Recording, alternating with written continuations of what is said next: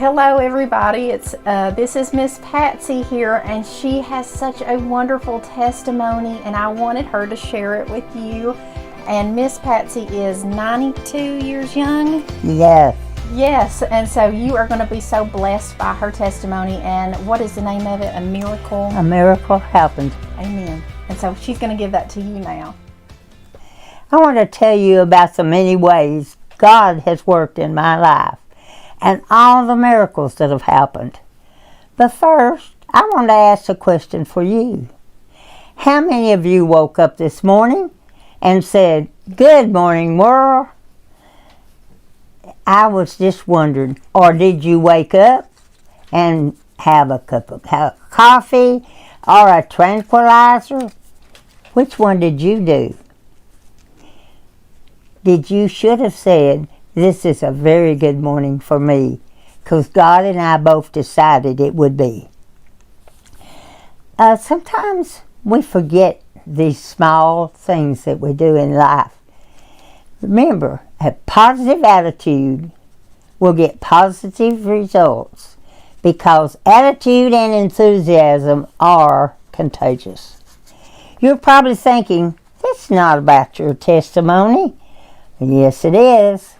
Without this positive attitude, enthusiasm for life, and the help of God, I could never have handled the rough times you're going to hear about.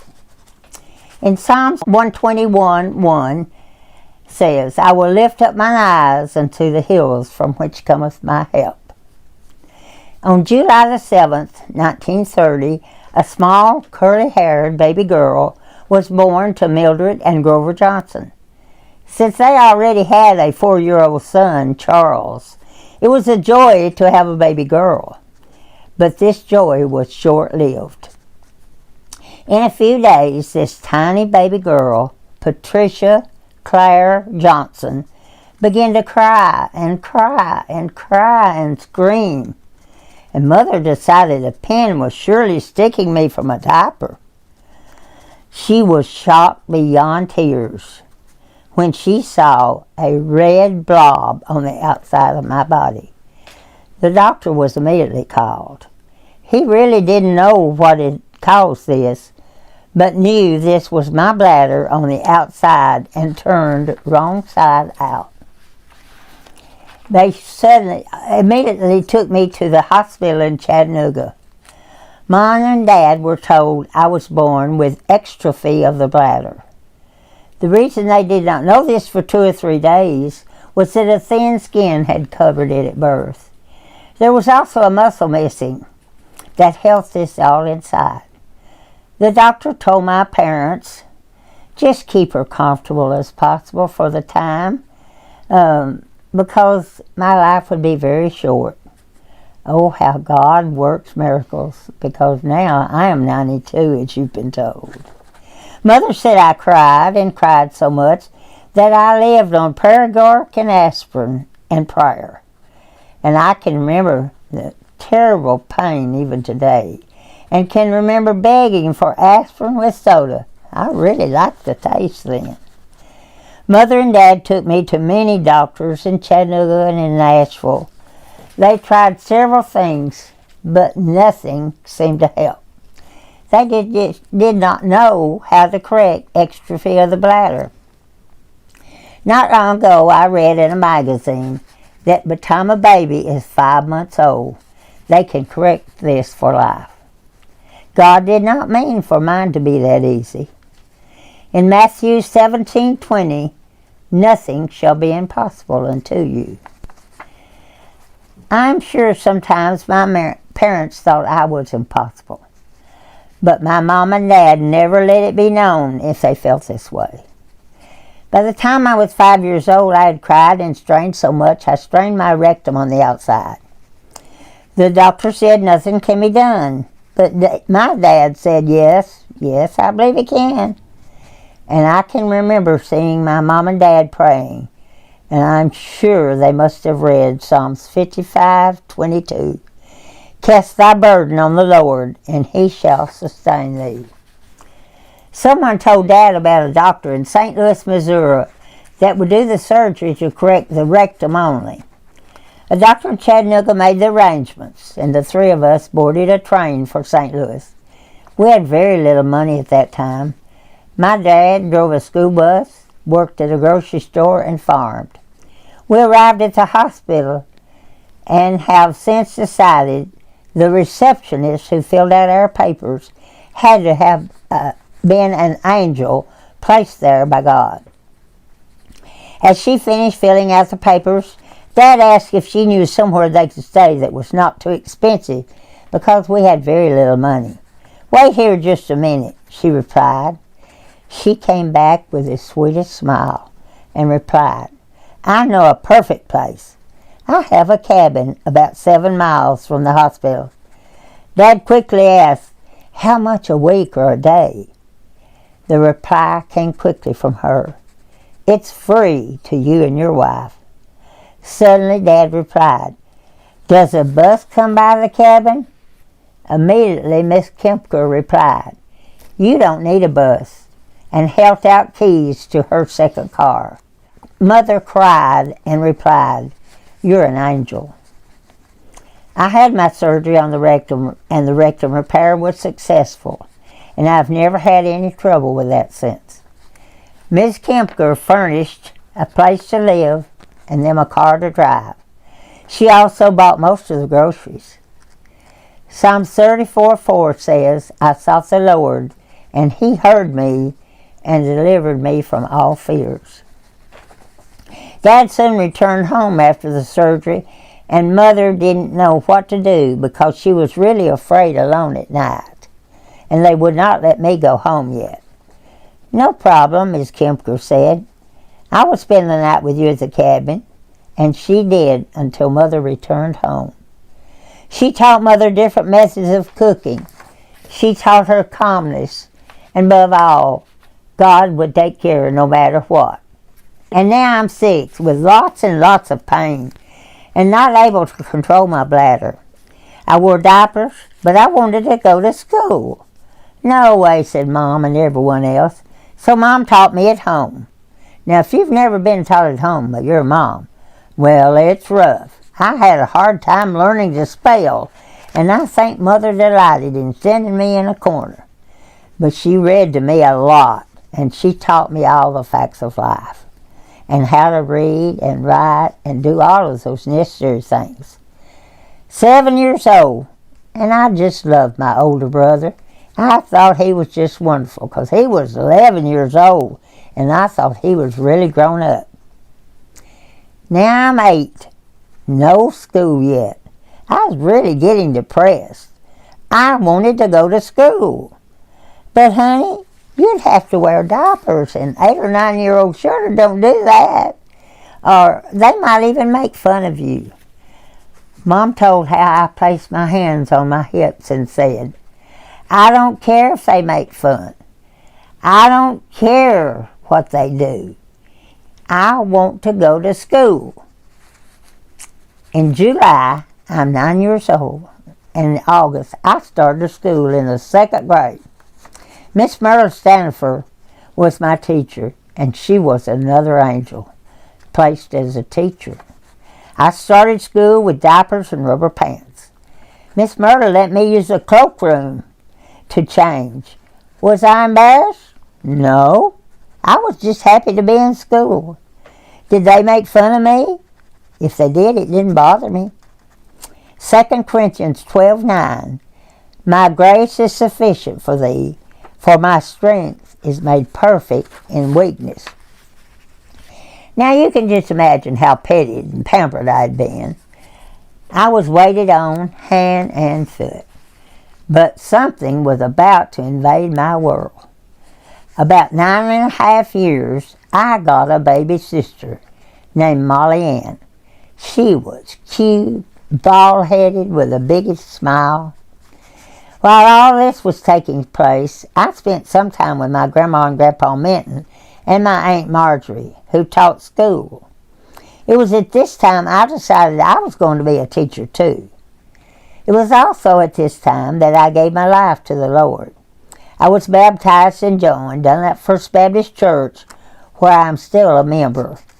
Another miracle happened. 3rd grade, Mrs. Avis Wilson was my teacher, and she was great. This year, I started wearing sanitary napkins and rubber pants. I had a great year with friends like Brownie Gray and Sarah Stanifer. They were my very best friends. Mother always reminded me I could do anything I wanted to do with the help of God. That is, if I really wanted to. And I really wanted to do about everything anybody else did. And with a positive attitude, guess what? I did. Now, I could give you 12 rules of happiness. I have them here somewhere. I could give you 10 steps to develop a positive attitude. And I have these too. A positive attitude and happiness is all up to you. But God expects us to have these. If I could sing, and I really can't, I would sing, accentuate the positive and eliminate the negative. At this time in my life, my Aunt Marjorie was important in my life. She took me skating, let me do lots of things. She decided to leave Dunlap and move to Wartburg as supervisor of education, and I was very, very sad. 5th grade rolls around, and I got to go upstairs at Dunlap Elementary where the big folks were, and I had fun. The doctors decided I needed surgery to correct my condition. Thank goodness. Dr. Cecil Newell at Newell's Clinic did the surgery. They turned the bladder and placed it back inside. I remained in the hospital all summer, flat on my back, no air conditioning. The surgery was partially successful. At least the bladder was inside, but not working properly. We will try again next summer, he said. I kind of agreed, although the surgery was very painful. 6th grade was normal, year as normal as I could be. The summer after the 6th grade was spent in Newell's Hospital, flat on my back, surgery, tubes, doctors, nurses, oh my. I prayed a lot this summer. I was asking God why. Why me, Lord? I don't know if you've ever done this or not, but I surely have. Pain, pain, and more pain. And worst of all, as I told my friend, through tears, I'm not better. All this for nothing. Then I remembered what I told the Lord. With your help, I can do anything. I'm sure all the attention I received from being sick was hard on my sister. After returning from the hospital, I had to stay in the bed, as Marlene tells it, and gave her orders. Mother had her cleaning and dusting and so forth, and I'd say, "You didn't get all the dust under that chair." And boy, one day did she wham me over the head with a dust mop. She got a spanking too.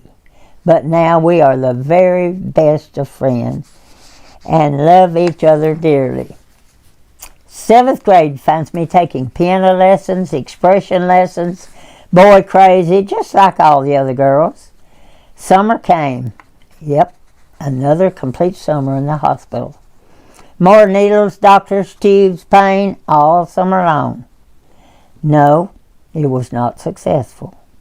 I was reminded of 2 Samuel 22:2, and he said, "The Lord is my rock and my fortress and my deliverer." I began high school in August 1946. The coach was afraid for me to play basketball after I went out, so he let me be the manager, and I got to go on all the trips.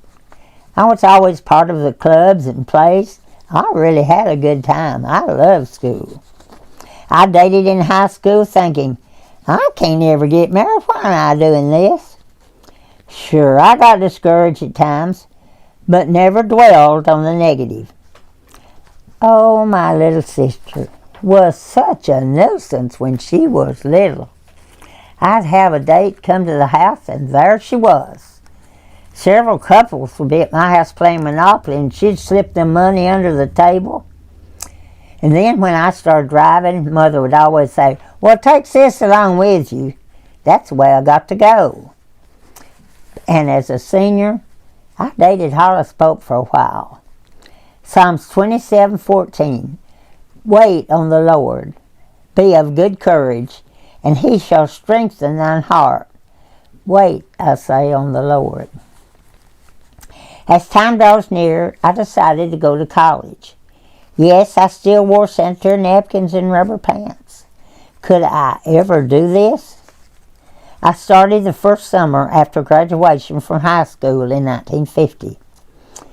After graduating from high school, Brownie Gray and Evelyn Whitlow were my roommates. At the end of the summer, they left. What will I do? No one else will understand me. But the Lord did provide a wonderful roommate who did understand, and we were friends and visited each other till the time of her death. My Aunt Marjorie financed my college education, and I am so appreciative of this. She took care of me then, and the Lord let me take care of her for 2 years because she had a heart condition, and we brought her to Dunlap to live. We lost her at 90 years old. I loved every minute of college. I made a lot of new friends, dated a lot, learned a lot, but I'd come home on weekends and kind of date Hollis Pope on weekends. At the end of 2 years of college, I'd worked off 3 years by going in summers. Daddy found out that Mayo Clinic had a doctor who could perform a surgery to correct exstrophy of the bladder. Dr. Cecil Newell made arrangements for us to go to Mayo Clinic in Rochester. Mother, Dad, and I drove there. I had surgery that had only been done on a few people. The urethral tubes were removed from the bladder and placed in the rectum. I was very positive and excited about the surgery. I had done much praying previous to the surgery and was successful, except for a little trouble at night. The doctor had told us before the surgery that sometimes the surgery did not remain successful. If I should get an infection, it would probably be difficult to cure. By now I summarized that I could never get married. The doctor said I could never get pregnant or have children. During all this confusion, I realized that I could not carry my own cross, but had to depend on the Lord. I had a decision to make. I could return to college and let my dad pay for my hospital bill, or I could start my teaching career with 3 years of college and finish my last years in the summers. Psalms 46:1, God is our refuge and strength, a very present help in trouble. My decision was to start teaching in the fall of 1952. My career started at Fredonia teaching 3rd, 4th, and 5th grades. Oh, what a challenge. Anna Faye Longhurd, Thomas Ray Land, and Rufus Price were a few of my first students. By this time, I was dating Hollis Pope all the time. I also remember being so happy with my teaching career, but I also was reminded that God alone is the only source of happiness and contentment. Things really began to get serious with Hollis. I would sing him more and more. I finally decided I had to tell him everything and say goodbye then. I prayed and prayed, but it seemed I could not get an answer, or at least what I expected. I had a date one night and decided this was the time. I was honest and told him my whole medical history, even told him the doctor said we could never have children. I can still hear his words as he said, "Pat, did you really think all this would make a difference?" Well, it doesn't. I still love you and always will. Will you marry me? I could not believe what I was hearing. I almost froze. Of course, I said, "Yes, I'll marry you." God had performed yet another miracle. He had sent someone who loved me in spite of my handicap. When I told Mother I was planning to get married, she could not believe it. No, honey, no. You can't keep house and cook and be a farmer's wife and teach school. No, honey, just forget it. Now, we'll work this all out. And your health's not good either. And she went on and on. And you got to remember, though, that Mother had always petted me a lot. I married Hollis Pope on December the 19th, 1953, at Dunlap First Baptist Church. I was so happy. We moved into our own little white house on the farm. My dad thought this was hilarious. His little girl living on a farm when she was afraid of dogs and chickens and all sorts of things like that when she was young. Now, my sis was in high school by now, and she thought it was great that I had a home of my own that she could always come to visit. She usually brought her friend Jewel Merriman with her on weekends. She was kind of really disappointed when I told her she could not date with asking Mother first. Oh me, she said, just another second mother. I continued to teach. Hollis operated the farm. Such happiness I had never known. And Mother even admitted I was able to handle everything well. Hollis was a wonderful, understanding husband. Can it be that we continue many times in our hurt simply because we really do not believe God answers our prayers? Well, I'm here to tell you mine had been answered, and I had a loving mate for 65 years. 1954, 55, 56, I continued to teach 7th grade. I loved teaching. I loved the children. I really gave myself to teaching. I even coached basketball for the girls for several years, and let the boys talk me into coaching them one year. For 3 years, I went to school every summer and finally received a BS degree. Mrs. Lola Land and Overton Johnson were my mentors. If I could just teach like Lola and have the enthusiasm of Overton Johnson, it would have been great. You remember I told you the doctor said I'd never get pregnant? Well, God said different. And in March 1957, I found out I was pregnant. I shocked my family, my friends, and neighbors. I decided to take a year's leave of absence from teaching. Guess what? I was never sick because I was so excited and thankful to God. I thanked Him every night. Another miracle in my life had taken place. Isn't our God wonderful? Never say things are impossible. On December 17th, 1957, a bundle of joy, a baby boy, our miracle child, Gary Hollis Pope, was born by cesarean. I whispered a prayer of thanksgiving and still praise God daily for our son. The next year I returned to teaching. I enjoyed it as much as ever, but found it harder to find time to grade papers. Mother said, never tell Patsy she can't do something, so she'll do it because she has so much determination. I had a very busy life: church, home, baby, teaching school, PTA, community work, a happy life, but busy. Remember, God never promised us a rose garden. He only promised us His love and eternal life. I always thanked Him every day. In June 1959, I had polyps on my colon, which required yet another surgery. Dr. Fowler from Chattanooga came to Sequatchie General Hospital to do the surgery. Everything went well. I went home and 4 days later started running a high fever and chills. Had to go back to the hospital with an infection. Home again, thinking everything must be okay. 2 weeks later, I had a temp of 103 and chills. Oh me, back in the hospital, another infection. This rotated back and forth all summer. I was also losing weight. Now I'm in Erlanger, packed in ice, fever, chills. I was praying hard to be well.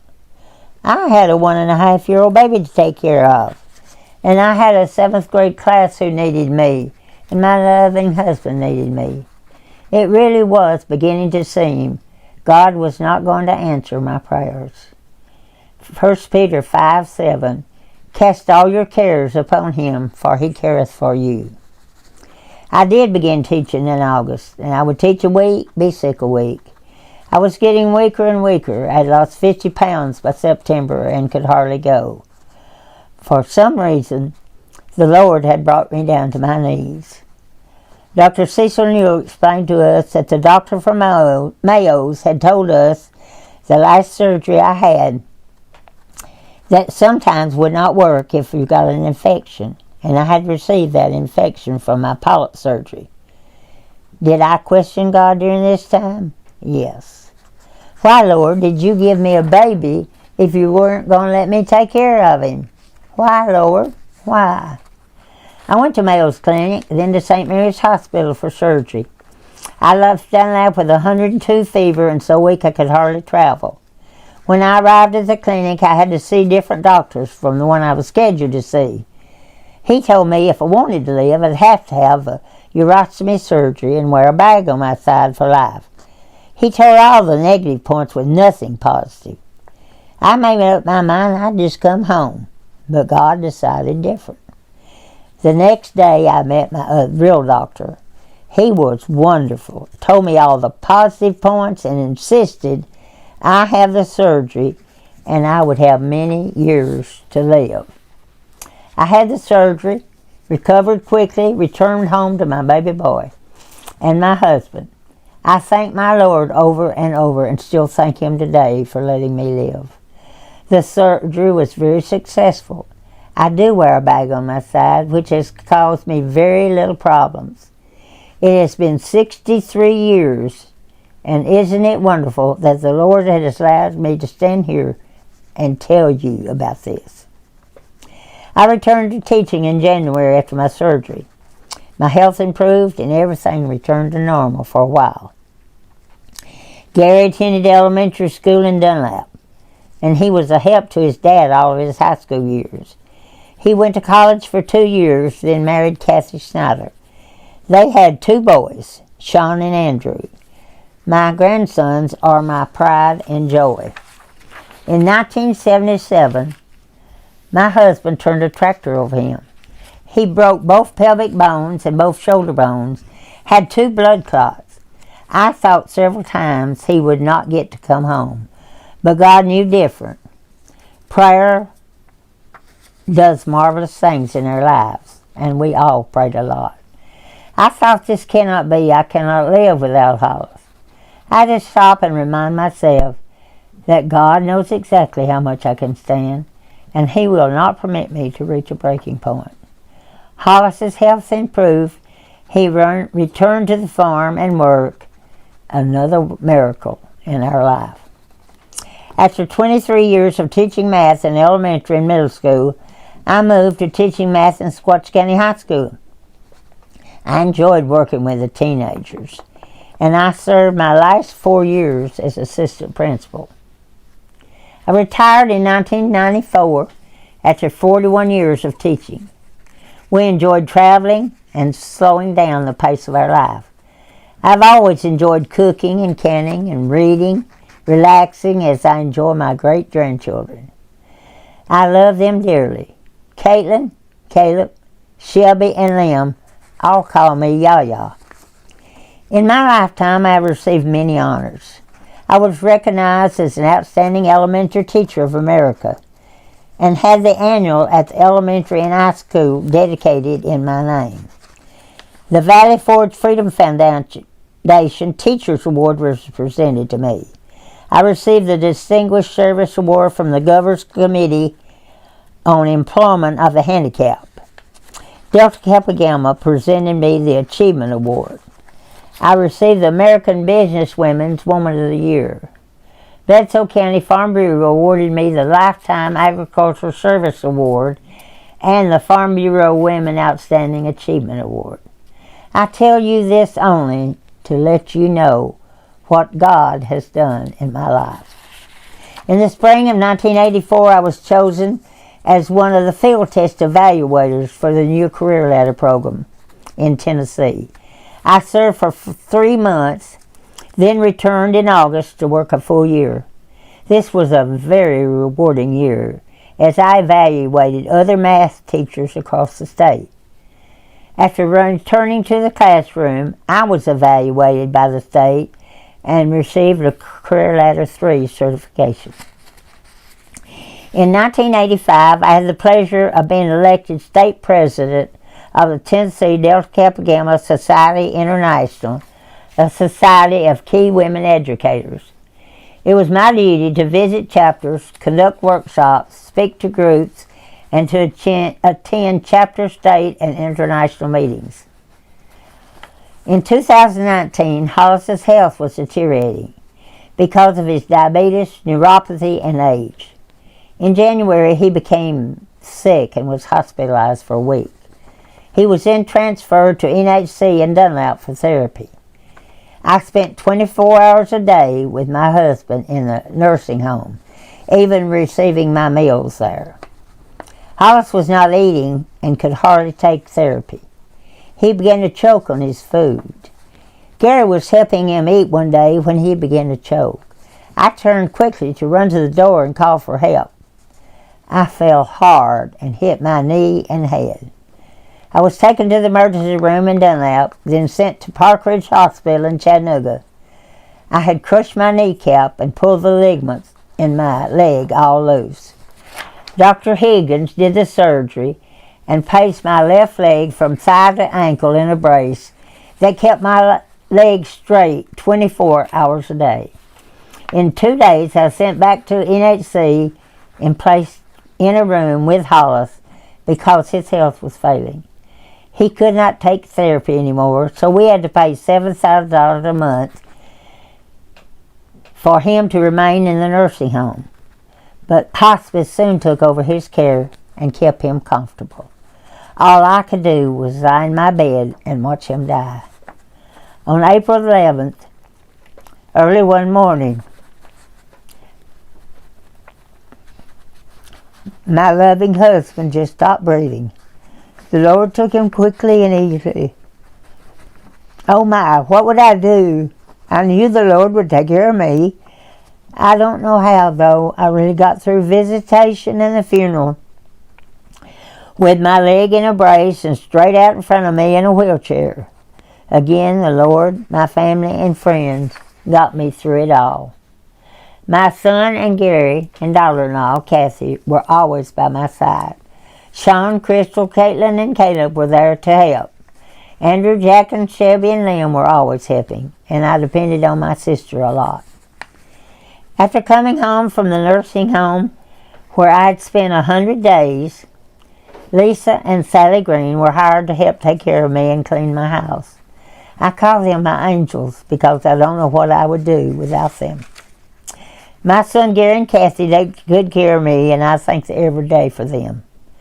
Darrell Johnson, my close neighbor, is thoughtful and good to me.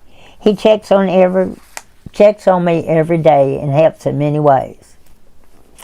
I've been active in the Dunlap First Baptist Church. It was an honor to teach teenage girls, young adults, older adult women's Sunday school classes.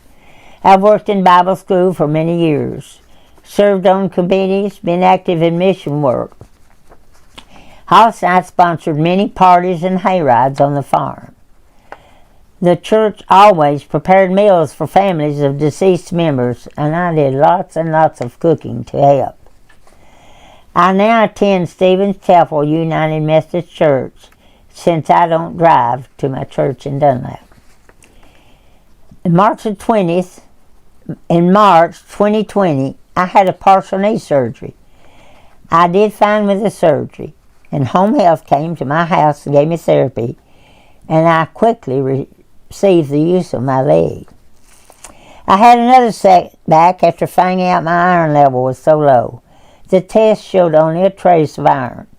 I was hospitalized and given a unit of blood and several units of iron. This really improved my health. With the help of Lisa, this summer we can improve lots of vegetables. I tell you all this to let you know all the things God has allowed me to do in my life and all the miracles that have happened.